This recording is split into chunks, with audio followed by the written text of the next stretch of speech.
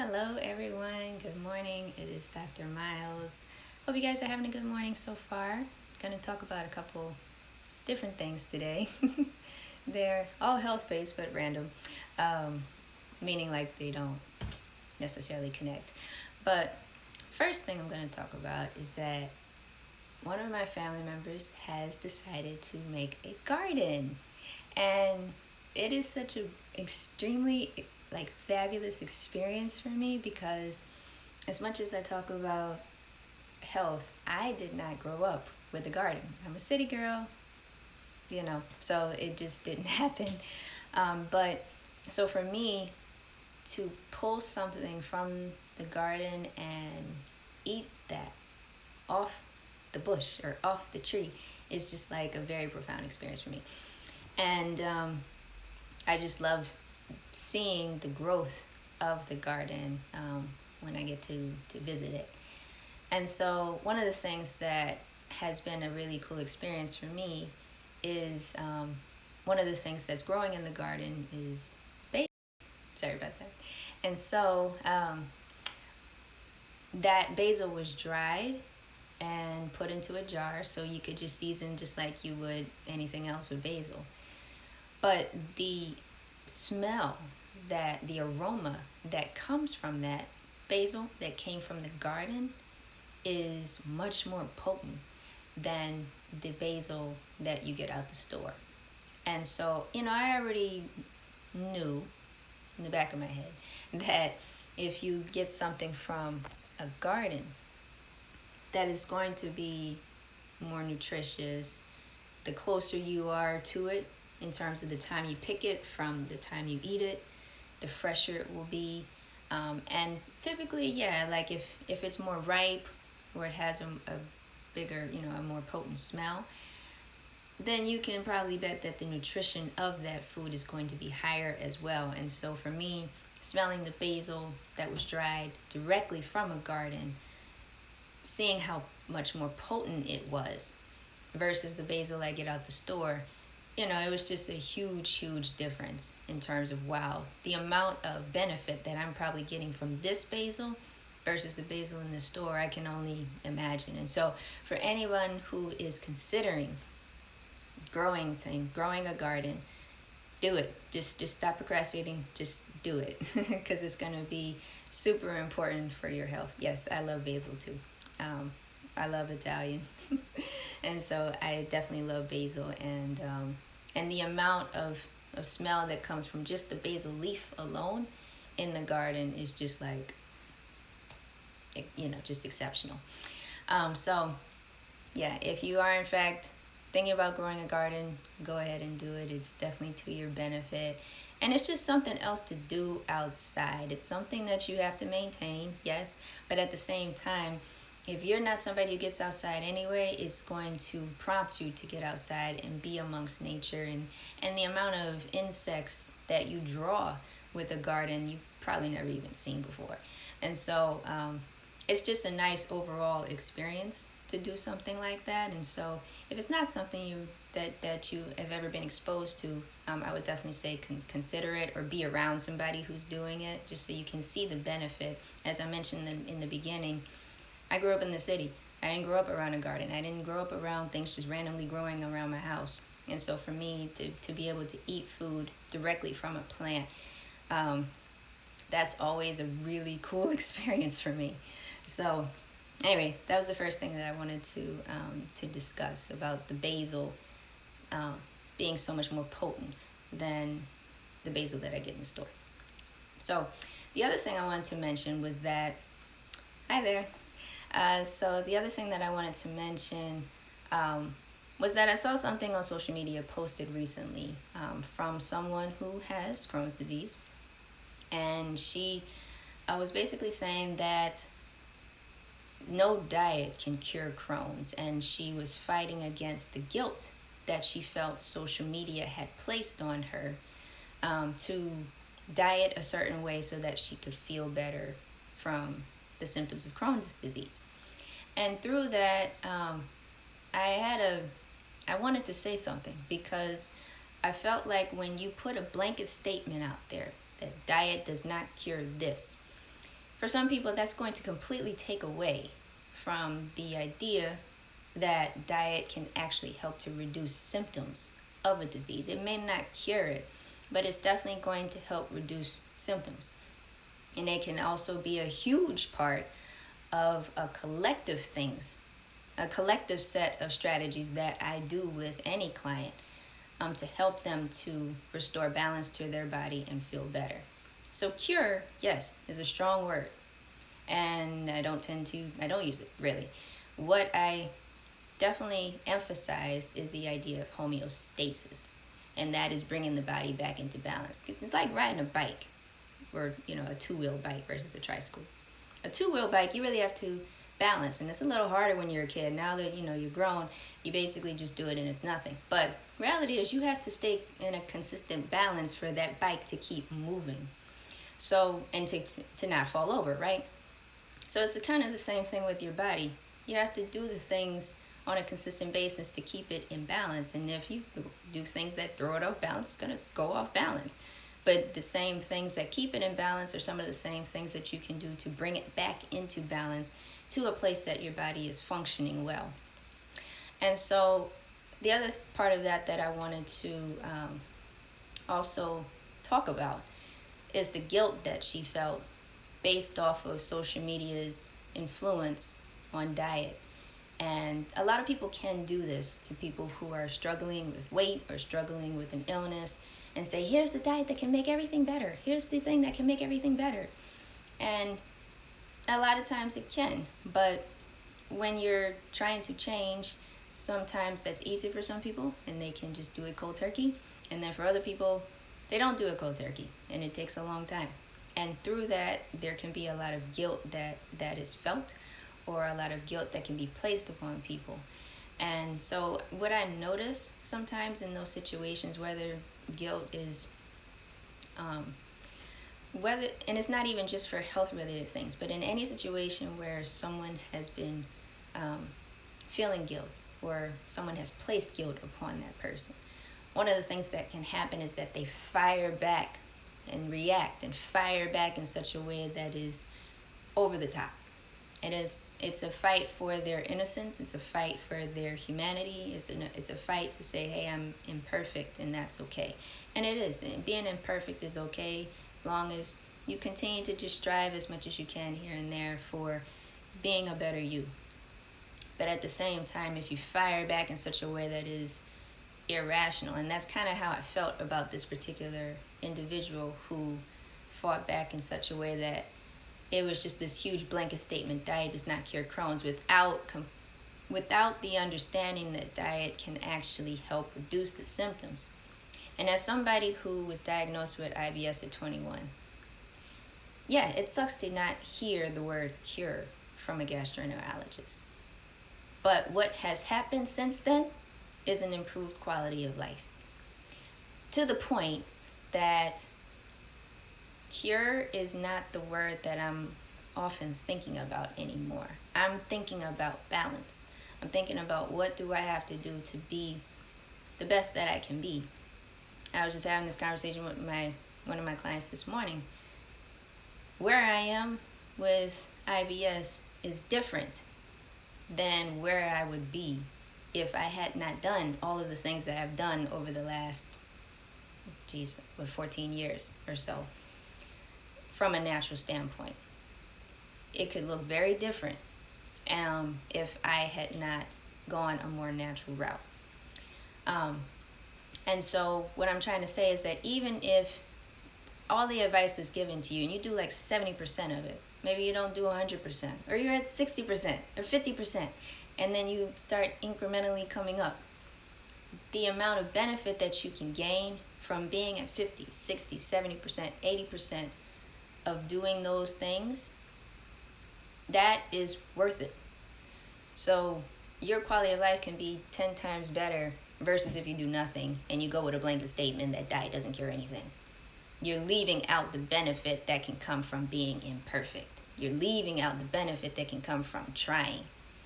Even if it's not the complete goal that you want, you're going to experience a lot of benefit from the attempts that you make and the attempts that you continue to make. So Let's say you mess up on a diet, or you don't take a supplement one day, or you miss a whole week. Every time that happens, if the reaction is you get back on it again and again and again, you will still experience benefits from doing that. So don't just kind of throw everything out just because you can't be perfect on a new regimen. You keep trying and you keep trying, and you evaluate what went wrong this time. What do I have to do differently, right? And then over time, different things will happen. Different people come in your life. Different ideas come your way that help you to troubleshoot some of the mistakes that you made in the past so that you can handle them differently. So for instance, I used to crave carbs extremely bad. And so after a while, I started figuring out my own tactics for how to not crave them so much, how to not eat as many at one time, right? Or if I saw that the cravings were coming up, even now sometimes that happens. I mean, it's just, there are certain individuals that I think are a little bit more prone to certain things versus others. Some people don't crave sweets at all, and I'm just like, man, that's great, good for you, right? I'm not one of those people at this time, but my craving, the level of my craving has gone down over the years, and it was through working through emotional things, finding different strategies to make sure that I didn't overdo it on cravings again. Some of those strategies were even more expensive. So for instance, I don't buy a large bag of chips anymore because I'm not going to necessarily, manage that well. Might be gone in a day, might be gone in 2 days, and that's not okay. So if I buy something like that, it's going to be a small bag, and that is more expensive. And so we also have to get out of this mindset that just because something is cheaper or you get a good deal on something, that's why you should buy it. Like, no, that's not why you should always buy it, particularly when it comes to processed foods. That's not always to your advantage to get the sale if you don't know how to moderate it, right? And so you have to look at where your weak spots and where you need to adjust how you live so that your body can be at the best that it can for where you are right now. So that's the main thing I want to say, is that just make sure that you're not looking at these blanket statements and not considering everything else that can come from something like diet. And it doesn't have to necessarily be diet, because I feel like people do this a lot in general. If you had a life where you were deprived of a lot of things, and then all of a sudden you get a good amount of money, then for some people, they don't know how to handle that, and they overcompensate by buying all of these different things. And it's just kind of like, well, I look at that as a overcompensation, if you will. It's not balanced. And so that's something that I think social media doesn't always do the best job of. It's like they put these blanket statements out there like, be yourself. And it's just like, okay, well, if everybody be themselves, that's actually not always the best idea at every single moment. And it's because we're imperfect and we're all just trying to figure ourselves out and be better and all these things. And so you still have to take every single thing that you see on social media, every single thing that anybody tells you, and filter it and figure out what else is in that statement that they're not telling you. They're only just telling you one piece of it. And that's why even with books, you can't always take a certain sentence and use that, because you have to look at the context of the actual story, the actual paragraph. And so just keep that in mind when you're looking at things, is that think about the whole story, about what is around that, and just make sure that you are creating your own balance. And sometimes that comes from talking with a wide variety of people versus just like one person, or even like just the people that you're around. They're not always like the best at telling you everything that you need to know.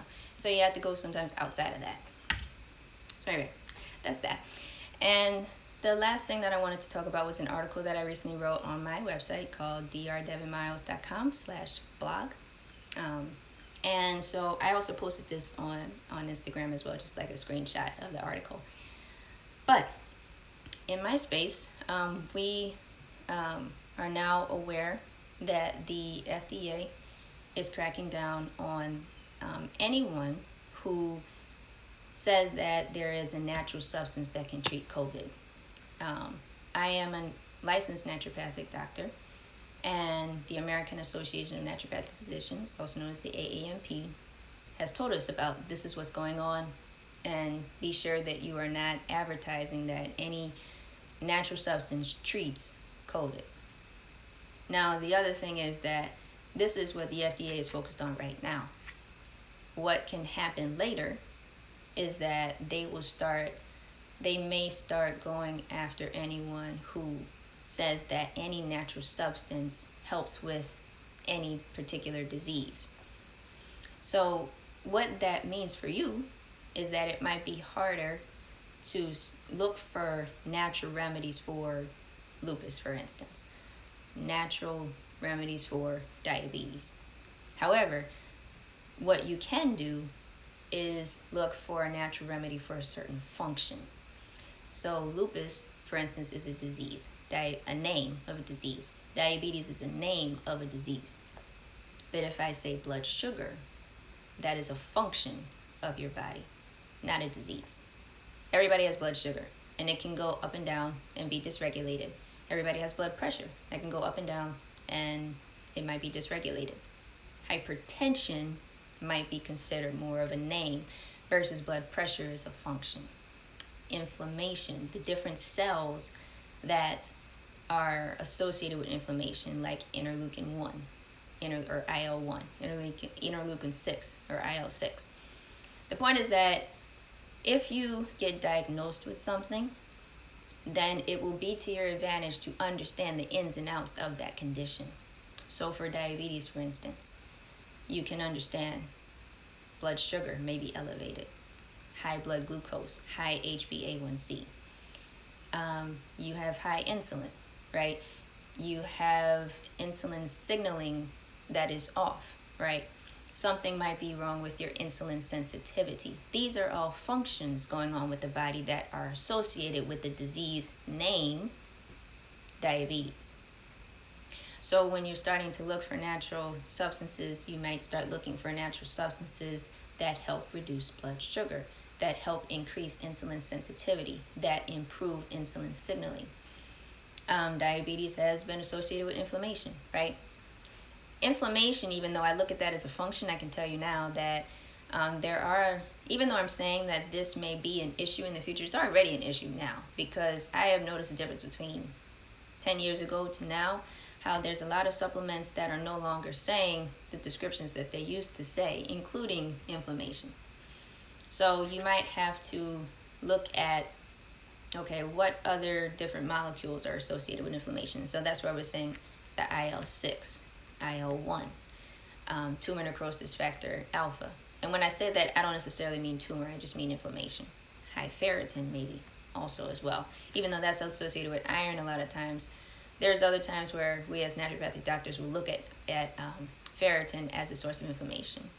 Or erythrocyte sedimentation rate, also known as ESR. So the more that you can understand the actual condition, the science behind the actual condition, the more that you can do your own research to understand what different natural substances work on those particular things. So naturopathic doctors already know how to do this. We have the training of conventional knowledge, conventional medical knowledge, plus the knowledge of natural health. And we are a unique expert in the fact that we know how to blend them. We know how to take what's considered a conventional problem and use a natural solution for it. We are effective at understanding the body, and we understand, as I talk to you in depth more about diabetes, we understand how to apply natural substances to those particular things of a condition. But even as I just mentioned diabetes, I'm talking about the things that can kind of go wrong with diabetes, but then you also still have to go back and figure out, well, why are those things wrong, right? And so that's something that naturopathic doctors are very good at understanding, is what is wrong. Not just what is wrong, but what went wrong, why did it go wrong? And as I talked about earlier, about bringing the body back into balance, that is something that we're very skilled at. So if you're starting to find it difficult to figure out as time goes on what natural things help for your disease, it might be to your advantage to stop looking that way. Stop looking from a diseased mindset. And that's the mindset that a lot of people have, because that's how the medical system, unfortunately, that's how they advertised it, right? And so that's a lot of people's question is, can you treat this disease? Have you helped people with this disease? And a lot of naturopathic doctors, if you ask them that question, they'll be like, I don't treat this disease, I address the body. And that's the case.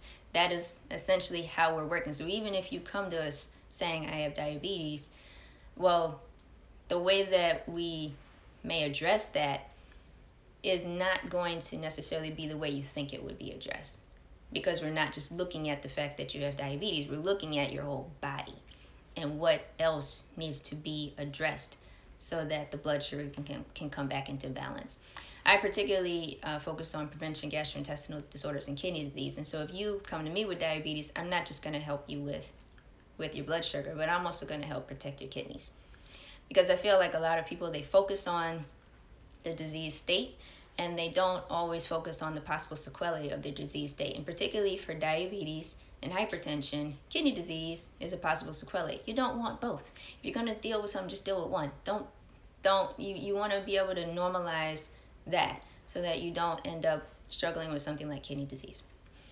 But in any case, that is how a lot of naturopathic doctors work. It's not about the disease. It's why your body is diseased in the first place. Why is it off balance? And that is what naturopathic doctors seek to address, is helping to balance back out your system. So a lot of times, and it's been the case for a lot of my clients, is that we'll work on one thing that they come in for, and then all these other things just start getting better that they didn't even tell me about. So like just my client this morning was saying, we're working on something completely different. And she's like, oh yeah, by the way, the blemishes on my skin are getting better. It's like, oh, well, that's great.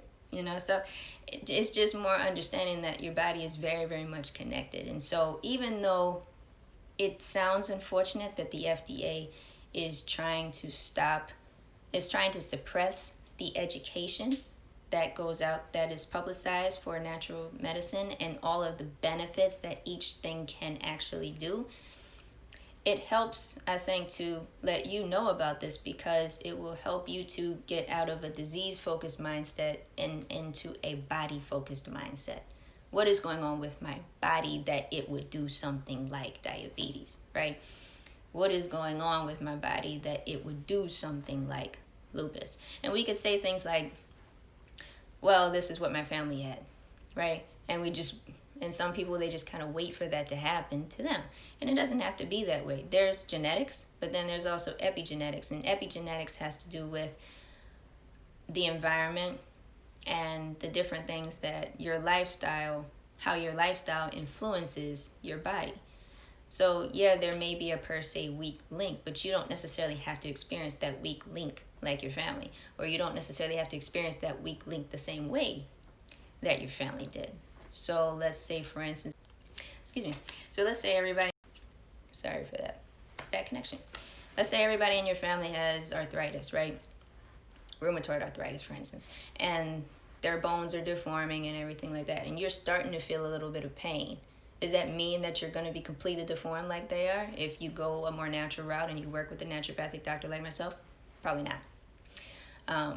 There are people in my family that have poor circulation, and I hear the stories often about some of my great aunts who had a constant bandage on their leg because they had a sore, a non-healing sore, because of bad circulation. So this was back in like the 50s, 40s, something like that.